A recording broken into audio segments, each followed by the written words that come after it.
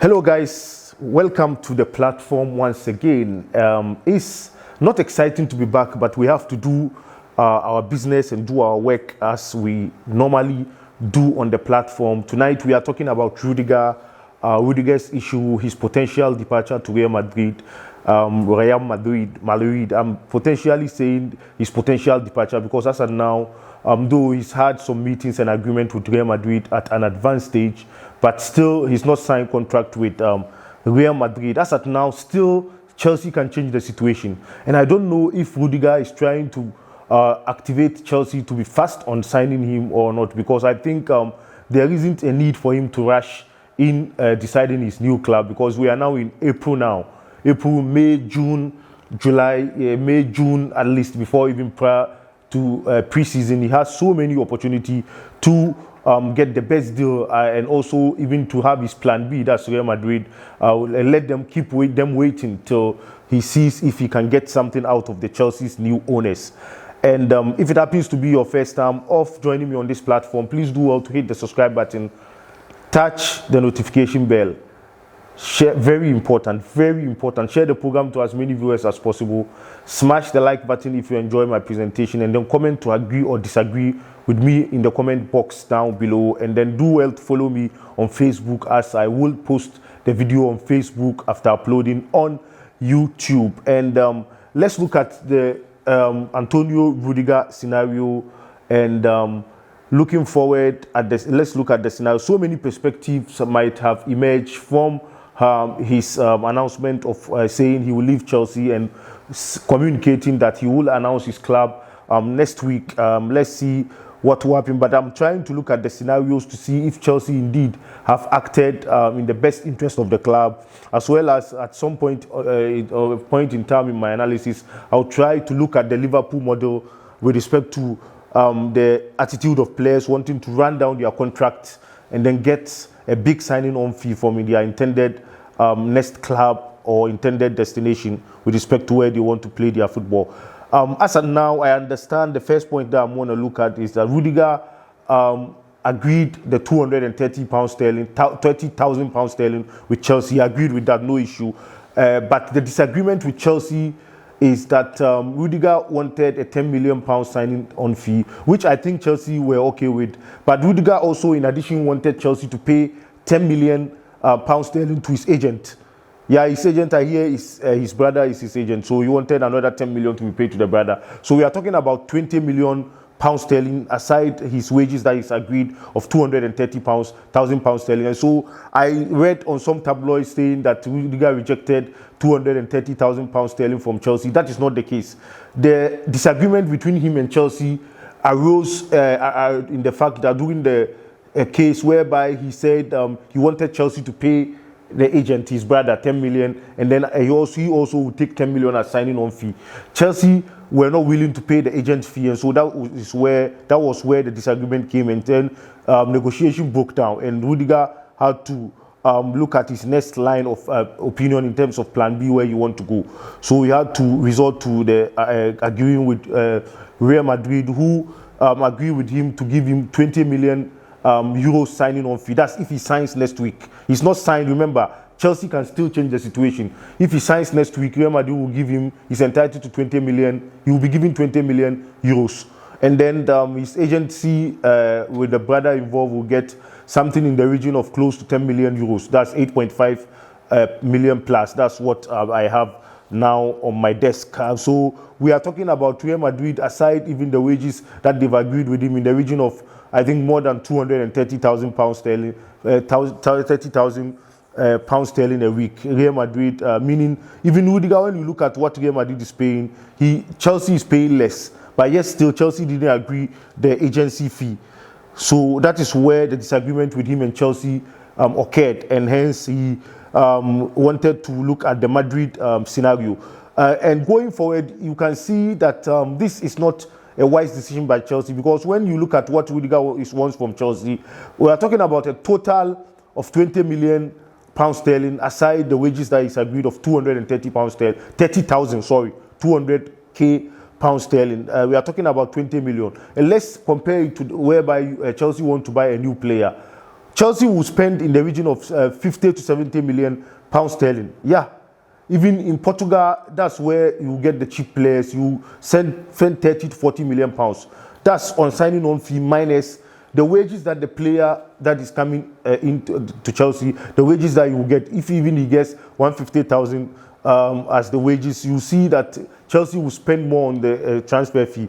So assuming take Rudiger because his contract is running out, is finishing at Chelsea. Hence he becomes free agent. Take a clear case whereby Chelsea want to buy Rudiger now as a free agent and paying 20 million. I don't think it's a big deal for Chelsea, but Chelsea will want a difficult option of going to pay 50 to 70 million on a new player who is not proven.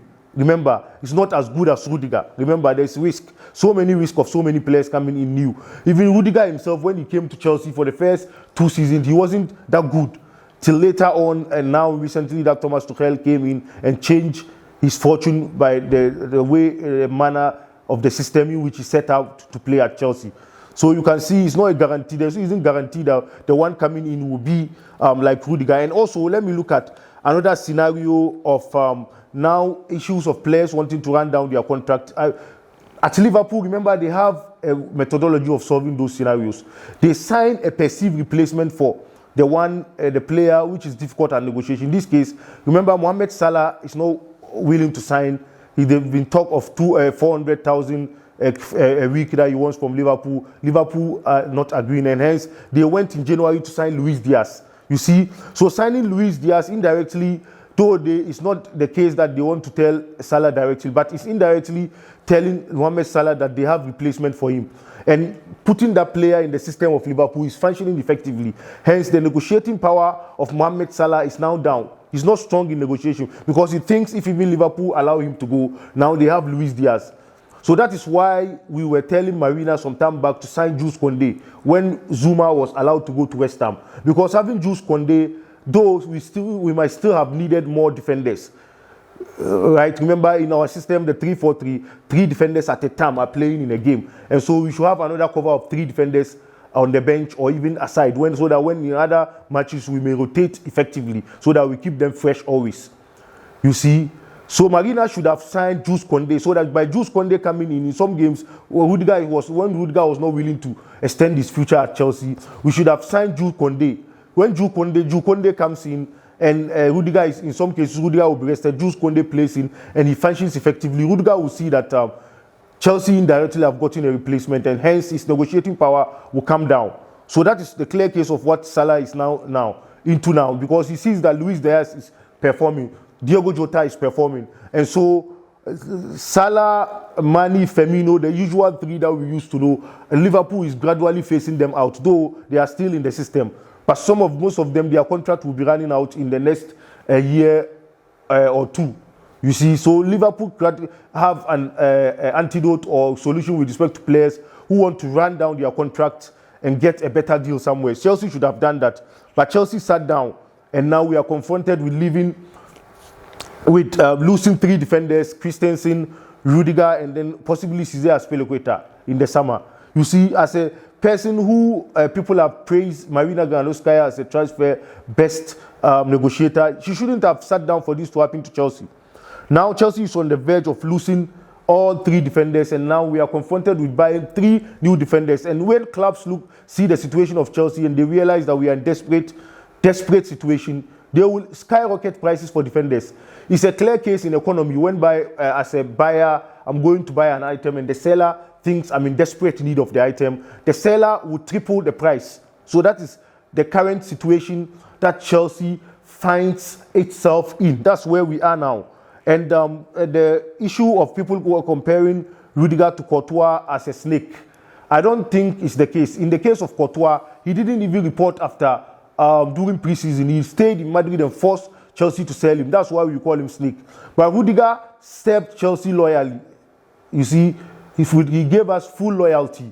Though he wasn't committing, we should have signed a player indirectly to tell him that we are replacing him so that we weaken his negotiating power. But we didn't do. Now we are confronted with the situation whereby he can easily blackmail his way out of the club.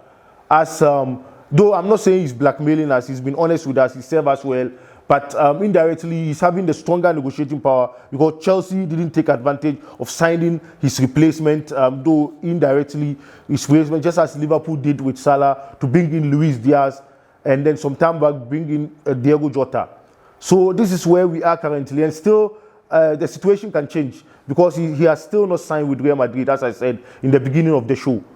If you haven't subscribed to the channel, do well to hit the subscribe button, touch the notification bell, share the program to as many viewers as possible, smash the like button if you enjoy the presentation. Very, very important. Send in your comment, and then the subscribers and as well as the likes and the comments are very important. So do well to do that for me. So this is the current situation that Chelsea finds itself in. So without much ado, I say thank you very much for spending your golden opportunity to be with me during the course of this analysis, as I've clearly explained the situation at hand at Chelsea. And Marina has not been smart at all. She should have signed Jules Koundé when Sevilla gave her a price. Now Sevilla would think that Chelsea are coming back. Now they realize that Chelsea is in a desperate situation. They will skyrocket. The price of Jules Koundé, which used to be 60 million, will now go to 70 million or 75 because they see that we are in desperate need of defenders and midfielders in the market.